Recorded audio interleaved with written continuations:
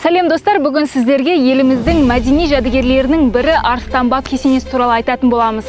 Мұндай қасиетті жердің рухы өз көзіңмен көруді, сезінуді және энергиямен алмасуды қажет етеді. Олай болса, қасиетті жердің энергиясын сіздерге жеткізуге тырысатын боламыз.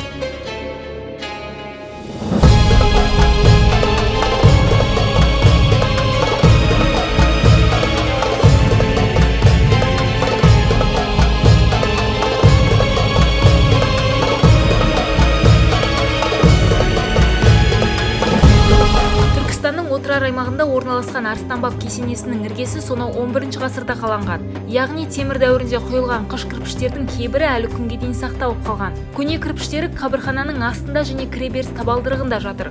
Оның бір-екеуі мұражайдың ішінде тұр. Алайда орта ғасырларға жетпей бұл ескерткіш құлап қалады да 14 ғасырдың ортасында Арыстан бабтың қабірінің үстіне әмір темір кішкене сағана соқтырады. Кейін Қожа Ахмет Яссауидің кесенесін тұрғызып жатқанда әмір темірдің түсіне Арыстан баб еніп, бабаның аруағынан қорыққан билеуші Яссауидің кесенесін тоқтатып қойып, Арыстан бабтың қабірінің үстіне кесене жинаған деседі. Кесененің көне құрылысынан қалған тағы бір ерекше зат бұл ұстын тіреулер. Сонау 14 ғасырда қарағаштан шауып қойылған 6 тіреудің 6 ғасыр бойы сақталып қалғаны адам таңғаларлық нәрсе. Ұстынның жоғарғы жағына ойылып салынған оюлар сол күйі сақталып қалған.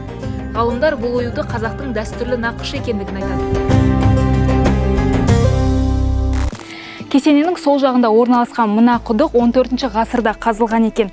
Тереңдігі 14 метр. Жолаушылап келгендерге бұл суды көп ішуге болмайды, себебі су ащы. Егер дәмін көрем дейтіндер болса, дұға оқып жұтқаны жөн.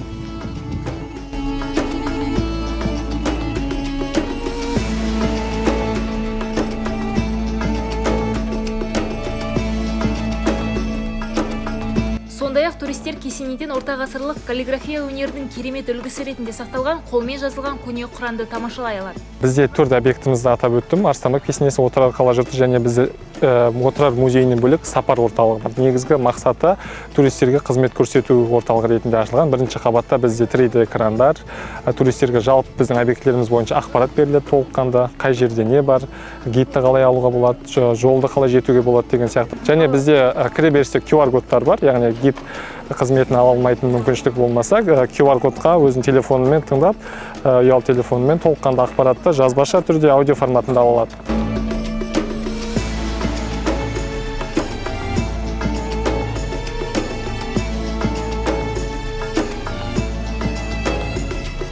Киелі Арыстан баб кесенесі саяхаттауға арналған керемет мекен. Бүгінде кесене бүкіл әлем мұсылмандары тәубе ететін қасиетті мекен саналады. Сондықтан болар тәубе етушілер алдымен Арыстан баб кесенесіне, одан кейін Ахмет Яссауиге барады. Егер Түркістанға келетін болсаңыздар, осы бағытпен жүруге кеңес береміз.